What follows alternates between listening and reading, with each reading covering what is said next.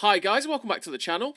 Today I've got the tank review for the Swedish Tier 9 Premium Heavy Tank, the Spirit of War STRV K.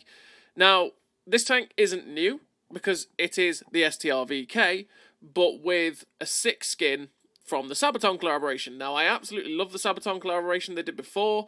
I love this time, to be honest. But what I'm sad about is that this is a STRV K that they've changed some of the stats for, and then given it this absolutely sick skin and then told you to buy it again for 16,000 gold.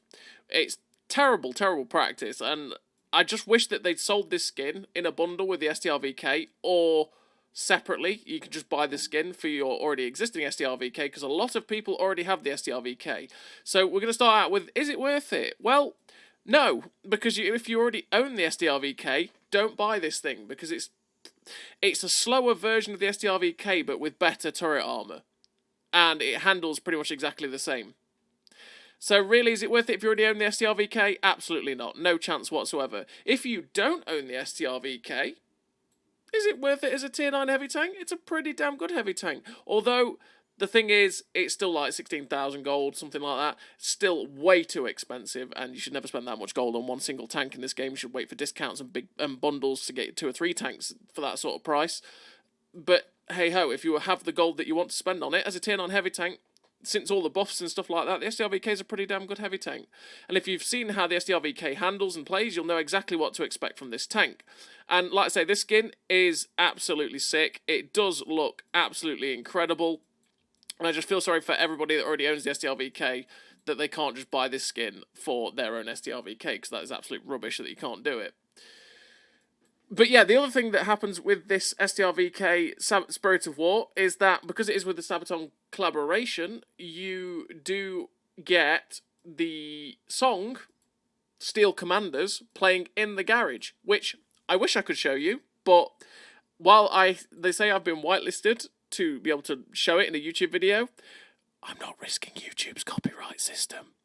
So, yeah, we're not going to risk copyright from YouTube because it's a fickle thing and it likes to just strike you down, and they're the sorts of things that can take your channel down. So yeah, we're not going to be able to listen to that. But yeah, if you do have music on in the garage, you will be able to hear the STRV K Spirit of War's Steel Commander song flying. And yeah, like I say, it does look sick, but for the gold, I mean, let's have a quick look. What is it in the store? If we go to World War II tanks, it's currently 16,300. Store, hello. Okay, 16,300 for the Spirit of War STRV K. Like I say, nothing is worth that much gold in this game. You may as well wait for the bundles where you can get a couple of tanks in a bundle all in one go. Because, I mean, you look at this, you've got 17,900 for the Crimson Steel tanks, and they all make good silver in World War II, and they're pretty damn solid tanks. It's 1,900 gold more. You know, you can pick up those instead. There's always big bundles like that cracking off, and they're always far more worth it than just paying this much money for one tank. But without further ado, let's have a quick look at the stats for the Spirit of War STRV K. And like I say, it's not much different to the STRV K. There is some slight differences here and there, but not much. And I will compare the STRV K to the Spirit of War STRV K when it's fully decked out and with a crew in it. So you've got 670 horsepower with a 42 km/h top speed, 18 km/h reverse speed. Reverse speed is pretty damn good for a heavy tank at 18 km/h. The 42 km/h top speed is a little bit slower than the STRV K, for instance, which has 48 km/h top speed. So you might want to run traction system to get you up to 46 km/h. You've got 14.55 horsepower per ton, which means you do just about hit that top speed. And if you do run the traction system, you will generally get up to about 45, 46, something like that. You've got 1,850 horsepower hit points. We'll get there in the end. Hit points. 1,850 hit points, which is pretty decent. It's a good slab of hit points to use for trading and stuff like that. You got 32 degrees a second on the hull rotation, which is okay.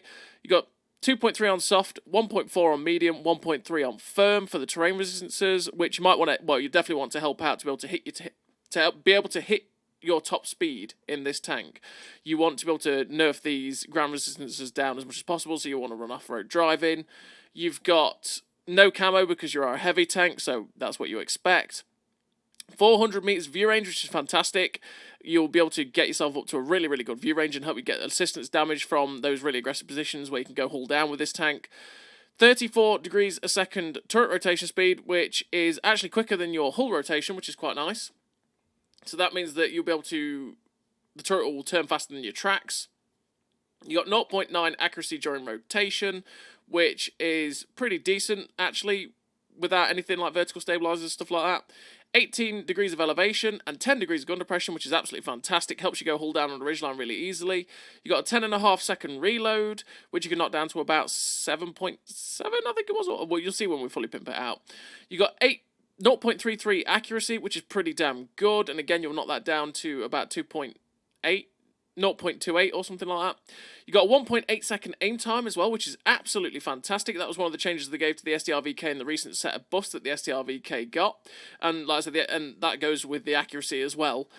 And it just means that the accuracy on the tank is pretty damn nice now, and it doesn't feel as bad as it used to. You got 2.63 accuracy during movement as well, which you really want to kind of help with run and gun.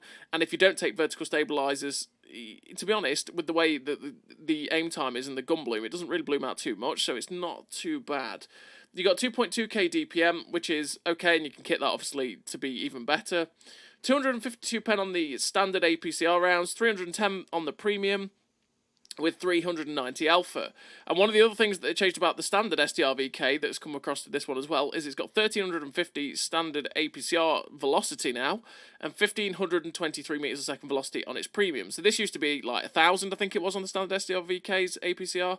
So it's so much better now because it really helps you to lead the targets, and it makes more sense for APCR as well. And as it is a tier 9 premium, you basically get no bonuses. So there is that to bear in mind. And in terms of equipment for this tank, well, I do run food naturally because it makes everything better, but I run the advanced loader, the traction system, which is the difference. Well, I mean, to be honest, I say it's a difference between this and the STRV K. I mean, you don't have to run vertical stabilizers at all on the STRV K because it's exactly the same in terms of its gun handling. But we run optics as well. So optics to make my view range better, traction system to get me up to 46 kilometers an hour, and the advanced loader to give me that better DPM. And just for clarity's sake, I'm going to take the... I don't even know why I run vertical stabilizer in the STRV K, because like I said, the gun handling is exactly the same. You don't really need it particularly. But yeah, so that's what I run on the STRV K, because we want it to get up to that 46 kilometers an hour. And as you can see, we're still slower by 6 kilometers an hour than the standard STRV K. And in terms of a crew, I do run the same crew that I would on the STRV K naturally. It's pretty standard heavy tank crew. Born Leader, Rapid Reload, Sixth Sense, the situational awareness, trap mechanic, off-road driving, run and gun, snapshot, and steady aim.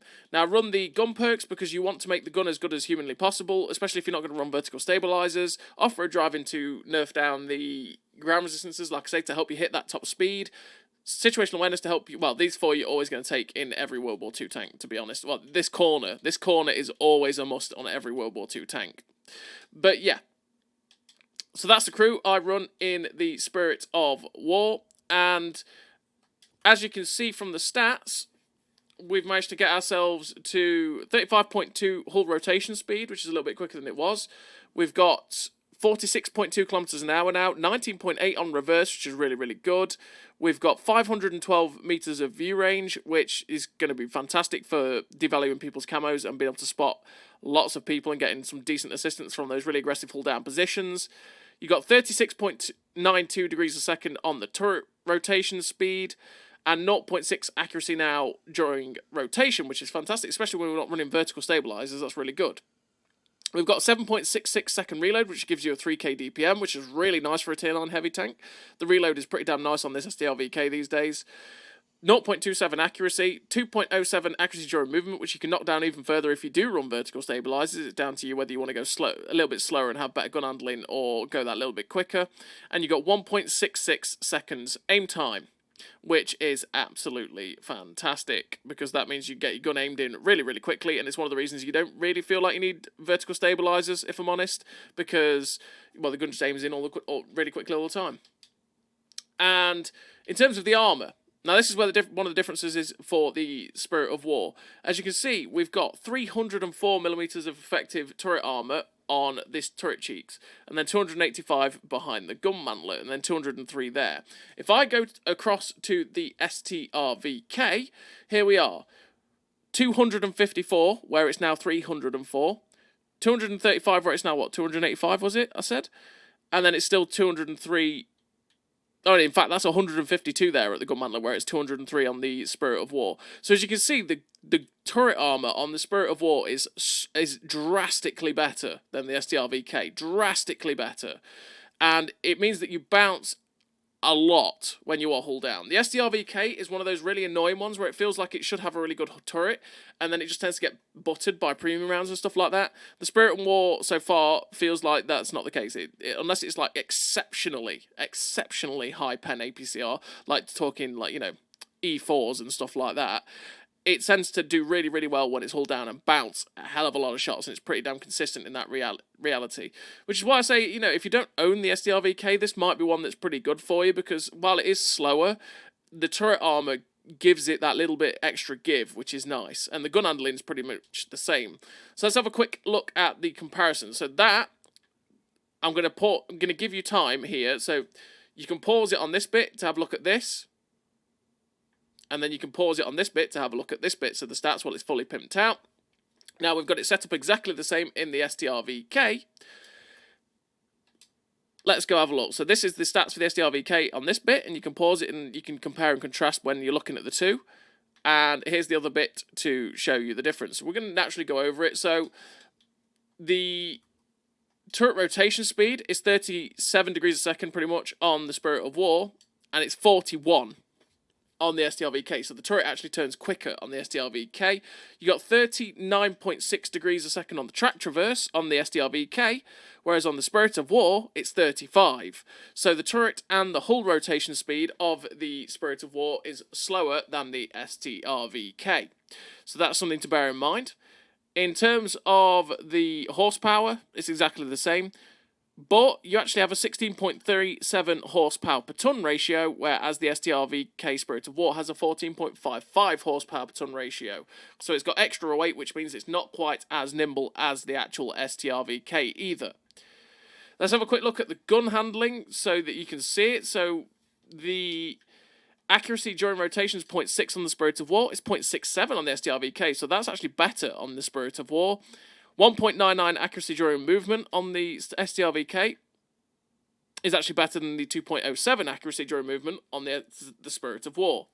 So let's say that's why I've given you the pause, because this is a lot of information to digest in 1 second, and I'm flitting between the stats, essentially. That's why I say I've given you the moments where you can pause it and have a quick look between the two, essentially.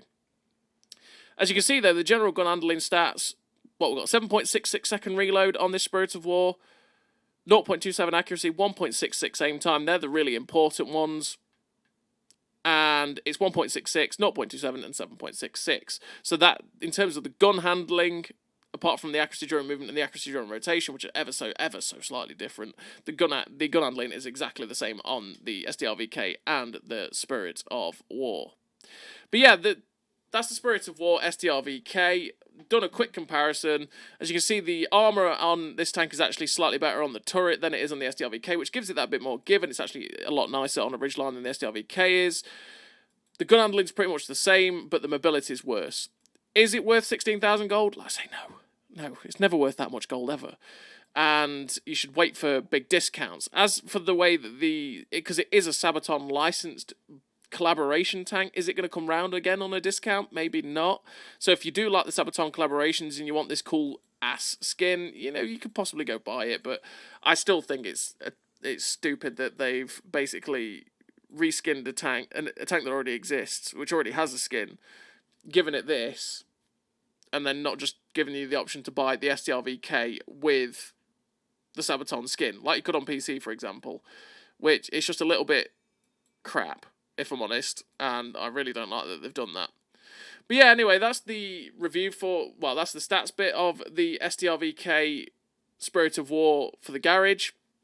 I'm going to show you some replays now. It's probably going to be a bit shorter than normal, because most of you know how an STRV K handles, if we're honest, because there's enough videos out there, there's enough people have the tank to already know how it handles, and I'll show you how the tank handles, and just how the mobility is that little bit different, and the turret armor is a little bit nicer. So as always, everybody, I will see you in the replays. So here we are in the replays with the STRV Spirit of War, and this first replay, there's only going to be 2 replays in this, like I say, because most of you know how an STRV K handles. I just want to show you what it looks like when you're playing with it in game and stuff like that. This first game is with the vertical stabilizers, and the second game you're going to see is with the traction system. So I wanted to just show you the difference in gun handling between the two replays as well, which there's not really much difference. It just means that this gun is always ready to go when you have vertical stabilizers, like it's literally just always ready to go. And without them, it takes you like a split second to aim in, and then you're ready to go. There's not too much difference without it, and you lose that 4 kilometers an hour top speed to gain that extra half a second aiming, which, you know, sometimes it helps to not have to aim for an extra half second, but yeah. And you can see with the skin, like I say, the skin on this tank, the skin for this is just absolutely fantastic. I love the way it glows. I really love the look of it. I love the look of the Centurion turret without all the baskets on it. It's obviously got the cool Sabaton stuff on the back as well. It's just a really fun skin on a tank that looks really freaking cool. And the STRV K is a pretty damn good tank as well. It's just a shame that they've paywalled it behind a tank that's basically the same as what most people already have, but slightly different, right? It's just a little bit frustrating when they do stuff like that. And yeah, we're on airfield, and I've taken this first position here at E5 because I thought I could maybe get some shots across at people that crossed the H line, which it kind of happened. We got a shot into the T58, we got a shot into the T77's lower plate, and then we started to get farmed by the Murat that was in the middle. This Murat here is paying attention to the other guy. I should have gone for the drive wheel there. I just aimed a little bit too far to the right, so I didn't end up tracking him in place. And I was thinking, right, okay, I'm going to go help this guy against Primo Victoria, but that 780 is actually taking a few hits here and there from someone in the corner or from something in the corner, so I'm like, you know what, not even going to bother with that. The Murat ends up getting shut down. We're going after this 277 now, who is very preoccupied, so we're just going to make sure we're going to slam these shots into his lower plate, because that's where you want to be shooting a 277, just like most tanks really. And he gets shut down. We're just looking for a shot into the IS-3, but unfortunately he's just in a position where I can't quite get the shot at him, and I was always confident of just sitting in front of his tank because he looked pretty stock. I think the IS-3 was stock, and he would never have penned my STRV-K's turret, my Spirit of War's turret. Now we've got a shot at this Jagdpanther 2, and unfortunately we ricochet off the Jagdpanther 2's hull armor. Now the Jagdpanther 2 actually got buffed again very recently, got its hull armor up to what, 165, which means penning the Jagdpanther 2. I'm so used to just shooting at Jagdpanther 2 in the hull and penning it that I've got to get out that reflex shot of trying to go straight through the hull, because the Jagdpanther 2's hull armor is actually pretty dank these days. It bounces a pretty good amount of shots with the amount of times that they've buffed it. And you're going to see it again when I go against it in a bit. I just end up shooting the upper plate and going, oh yeah, right, they buffed it, didn't they? So we got a nice shot through the side of the T-58's turret there. We get a nice shot through the Object 704's hull there, which actually damages Amarak as well. And at the minute, it's 9-6, so we're actually winning. And we're up to 3,090 damage. So what I'm going to do is I'm now going to go try and close the distance between me and the Jagdpanther 2 and where the 704 is. And potentially I might get shots into the back end of the T58 if I go over towards their cap as well. So that's what we're thinking here. As you can see, this, if we were in a standard STRV-K, we would be crossing this gap a hell of a lot quicker. We're up to 41 kilometers an hour currently, and we're just sort of flitting between 38 and 41, which is, yeah, like I say, a lot slower than the STRV-K, because naturally the STRV-K we're going at 48, and it's got better horsepower per ton ratio, so it actually goes faster as well at that top speed. So yeah, that's something you just got to bear in mind when you're crossing gaps like that. You do go a little bit slower. And there we go. We ended up bouncing off the Jagdpanther 2's upper plate, and now this 704 is coming in, and it's like, no sir, get away from me. We pen him in the lower plate. He fires, which means we can guarantee go around and dump the shot through his lower plate and finish him off. That puts us on to 3.7k damage with a kill. Now we're going after the Jagdpanther 2, and once again, I'm just in an awkward spot where I can't quite get my gun down. He fires though, which means we can just pull around the corner, slam a shot in for 338, and he gets shut down by my TVP. The T58 in the distance shuts down my Chieftain Mark 6. I'm thinking, do I go charging after him? No, okay, he's coming after me. We go for a shot into that turret there. He's firing heat, which means he ends up getting his heat round absorbed into my tracks and only blows my tracks off instead of penning us. If he was firing AP, he would have penned us there. We go for the shot through his turret cheeks, which we get in. His extremely high pen heat round goes straight through the top of my turret because it just will. It's just extremely high pen heat. And he ends up getting shut down by the Murat. And we finish the game with the epic victory. Top of the team, 1 kill, 4.4k damage, 1200 blocked. The second class, 1446 base XP, a pretty decent game for the Spirit of War STRV K. Kind of showed what it can do, showed off the little differences it generally has with the STRV K as well. And it's, you know, the fairly decent game for it. And we're on to the second replay, and this time we're in a very tier 10 lobby, and we are on this map, which is Westfield. And this time we are running the traction system instead of vertical stabilizers, which means we now go at 46 kilometers an hour if we can hit it, and we have slightly worse aim time. So on a map like Westfield, that traction system is not going to do me too much in the early game, because while it does give me an extra 46 kilometers an hour top speed, we've got a lot of hill climbing to do. And to be honest, the extra 2 horsepower per ton ratio that the STRV K has is going to outshine the Spirit of War, because climbing things like this hill is going to be a lot quicker in an STRV K than in the Spirit of War. And there you go, we've given you a little roundabouts of the Spirit of War's skin there. Like I say, it just looks so good. Like the rifling on the gun, the no turret baskets on the turret, just the glowing back end. Honestly, the skin for this tank is one of the things that is absolutely fantastic, and it looks so sleek and metallic. It's great.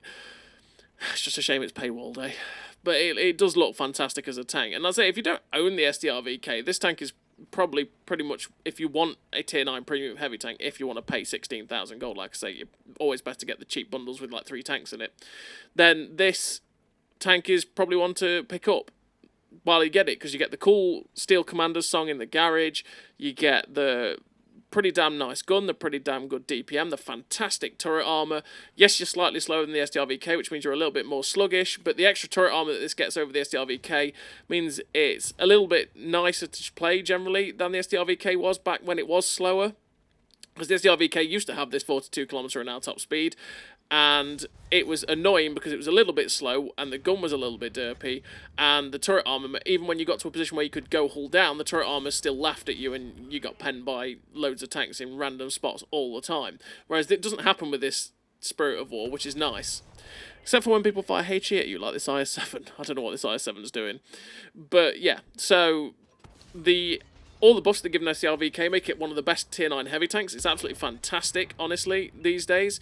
But the turret armor is one of those things that's still a little bit trolling and annoying, whereas you don't have that with the STRV K Spirit of War, because the turret armor is utterly fantastic and will bounce most shots. Again, it does have the Centurion problem, where, like I say, if tanks are slightly above you, they'll start penning the forehead, but also the extremely high pen rounds are the ones that are still going to go through you as well.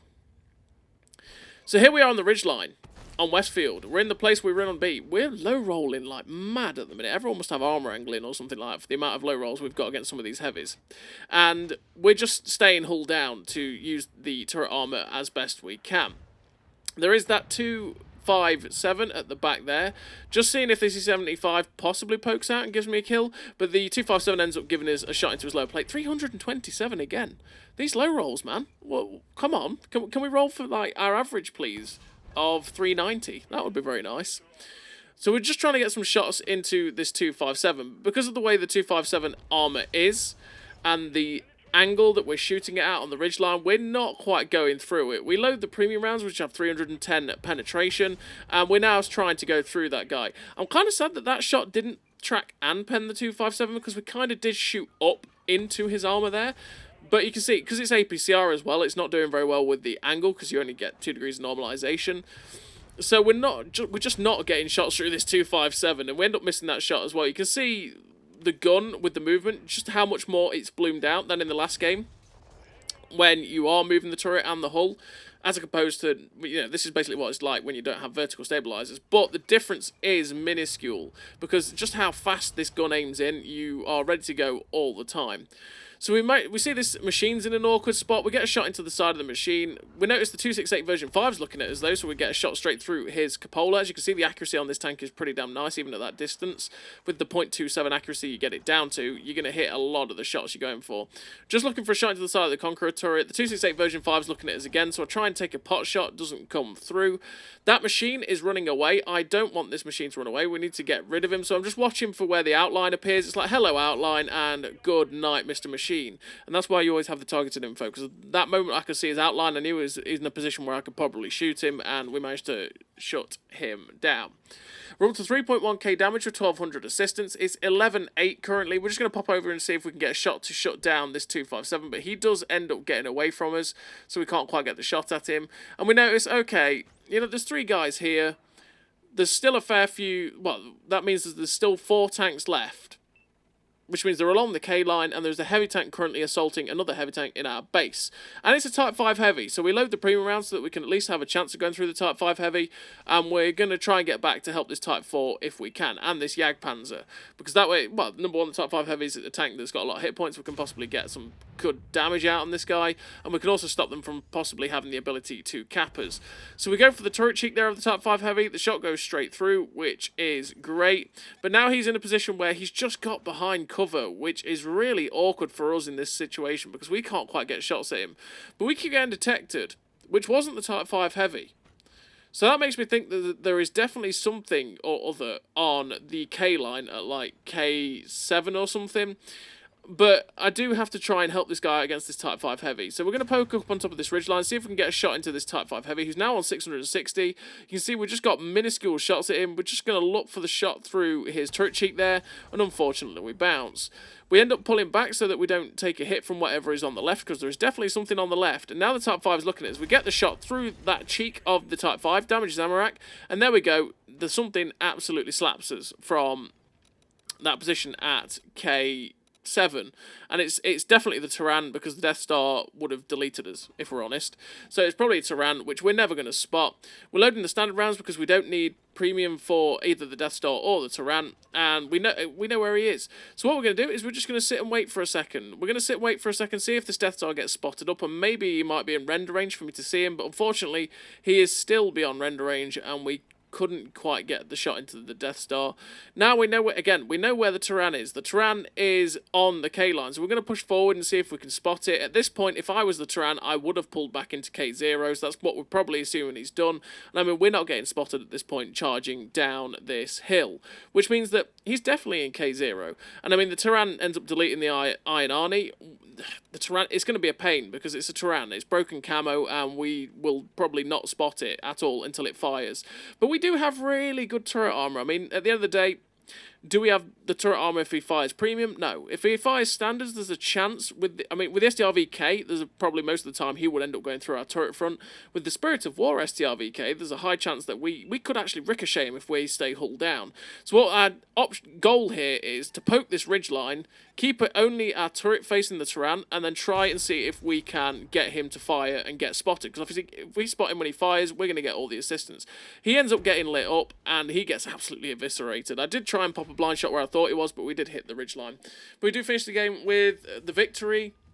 1 kill, 3.9k damage, 1200 assistance. The first class, 1594 base XP. Again, a pretty decent game for the Spirit of War STRV K. A tank that is basically an STRV K but slower, with better turret armor. And if you don't own the STRV K, this tank is, and you want a tier 9 premium, this tank is probably pretty decent for picking up, and it looks absolutely sick as well. It's just a shame that they've paywalled the absolutely sick style behind a tank that's pretty much similar to one that's already in the game. So as always, everybody, thank you very much for watching. I'll see you next time.